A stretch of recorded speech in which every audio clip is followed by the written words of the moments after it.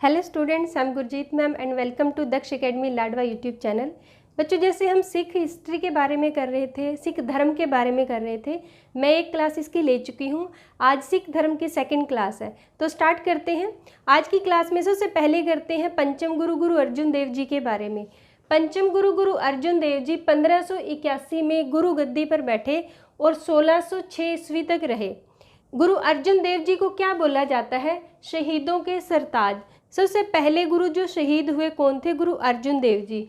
इन्हें शांति पुंज कहा जाता है। शांति पुंज क्यों कहा जाता है? क्योंकि मुगलों के इतनी यातनाएं देने के बाद भी गुरु अर्जुन देव जी शांत बने रहे। और गुरु अर्जुन देव जी को ब्रह्म ज्ञानी बोला जाता है। ब्रह्म ज्ञानी बोला जाता है क्यों?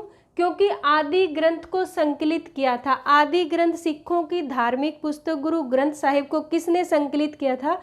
गुरु अर्जुन देव जी ने। और किसकी सहायता से? भाई गुरदास की सहायता से। नेक्स्ट आता है, सबसे ज़्यादा वाणी पंचम गुरु गुरु अर्जुन देव जी की है।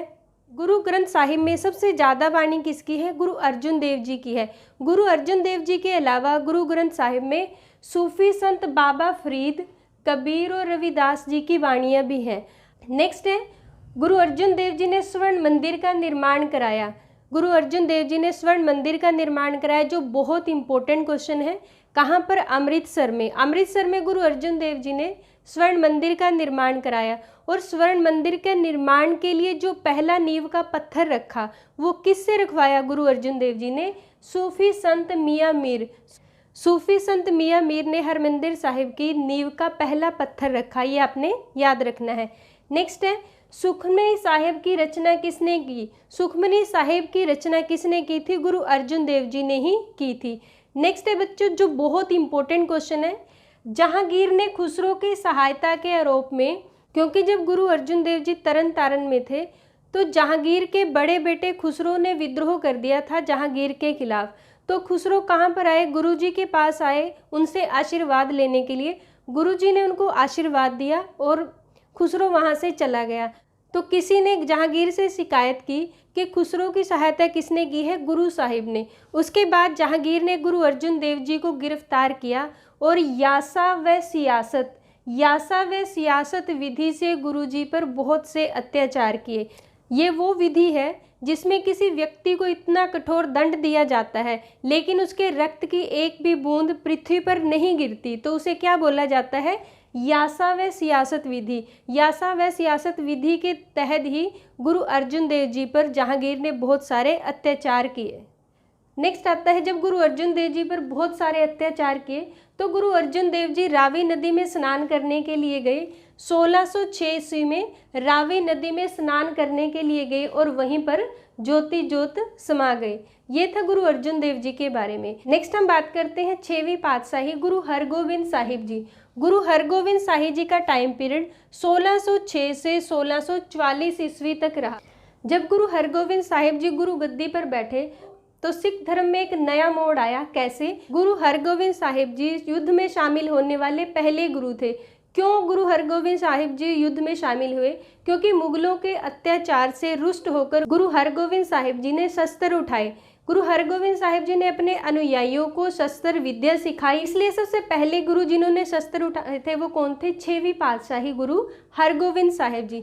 नेक्स्ट बात आती है, गुरु हरगोविंद साहिब जी को सच्चा बादशाह कहा जाता है और दल भंजन योद्धा कहा जाता है। ये दो बातें आपने अच्छे से याद रखनी है। सच्चा बादशाह किसे बोला जाता है और युद्ध भंजन योद्धा किसे बोला जाता है।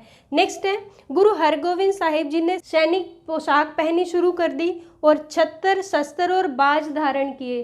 छत्र धारण किया, शस्त्र धारण किए और बाज धारण किए। इसके पीछे भी एक वजह थी, क्योंकि गुरु हरगोविंद साहिब जी ने लोगों को क्या बताया? अपने धर्म की रक्षा के लिए अगर आपको शस्त्र भी उठाने पड़े तो आपको उठाने चाहिए। नेक्स्ट है, गुरु हरगोविंद साहिब जी मीरी और पीरी नामक 2 तलवारें रखते थे। गुरु हरगोविंद साहिब जी 2 तलवारें रखते थे, एक मीरी और दूसरी पीरी। एक प्रतीक थी धार्मिक सत्ता का और दूसरी प्रतीक थी राज सत्ता का। तो 2 तलवारें रखने के पीछे भी कारण था। नेक्स्ट है, गुरु हरगोविंद साहिब जी ग्वालियर के किले से 52 राजाओं को जहांगीर की कैद से आज़ाद कराया था। गुरु हरगोविंद साहिब को जब धोखे से गिरफ्तार कर लिया गया और ग्वालियर के किले में रखा गया तो वहाँ पे गुरु हरगोविंद साहिब जी के अलावा 52 और राजा कैद थे। तो गुरु हरगोविंद साहिब जी ने उन 52 राजाओं को जहांगीर की कैद से आज़ाद कराया। इस दिन को सिख धर्म में किस दिन के नाम से मनाया जाता है? इसे दिवाली के अवसर पर बंदी छोड़ दिवस के रूप में मनाया जाता है और सिखों के लिए दिन बहुत महत्वपूर्ण है, बहुत पवित्र दिन है। नेक्स्ट बात करते हैं, कीरतपुर शहर की स्थापना की गुरु जी ने 6वीं पातशाही गुरु हरगोविंद जी ने किस शहर की स्थापना की थी? कीरतपुर शहर की स्थापना की और 29 मार्च 1644 को ज्योति ज्योत समाए और अपने उत्तराधिकारी किसे बनाकर गए? गुरु हर राय जी को, अपने पोते गुरु हर राय जी को उत्तराधिकारी बनाकर गए, यानी कि 7वें गुरु कौन बने? गुरु हर राय जी। तो नेक्स्ट हम करते हैं 7वीं पातशाही गुरु हर राय जी के बारे में।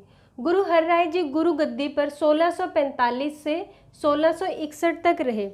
गुरु हर राय जी के बारे में जो इम्पोर्टेंट बातें हैं बच्चों, गुरु हर राय जी ने दारा शिकोह का इलाज किया था। वो दारा शिकोह भी एक विद्वान था। दारा शिकोह ने उपनिषदों का फारसी में अनुवाद किया था। तो गुरु जी विद्वानों का आदर करते थे और दारा शिकोह एक लाइलाज बीमारी से ग्रसित था। गुरु जी ने दारा शिकोह का इलाज किया, जिसके कारण औरंगजेब नाराज हो गए और औरंगजेब ने गुरु जी को दिल्ली आमंत्रित किया। तो गुरु जी किसी कारणवश दिल्ली नहीं जा सके और गुरु जी ने अपने बेटे राम राय जी को दिल्ली भेजा। राम राय जी ने सिख धर्म के विरोधी कुछ बात की, कहाँ पर? औरंगजेब के दरबार में, जिससे औरंगजेब तो खुश हो गया लेकिन गुरुजी नाराज हो गए। इसके कारण गुरुजी ने अपने बड़े बेटे राम राय जी को सिख धर्म से निष्कासित कर दिया और अपने छोटे बेटे, अपने छोटे पुत्र गुरु हरकिशन जी को गुरु गद्दी सौंप दी। गुरु हरकिशन जी को गुरु गद्दी सौंपकर गुरु हर राय जी कीरतपुर साहिब में ज्योति ज्योत समा गए। तो ये था गुरु हर राय जी के बारे में।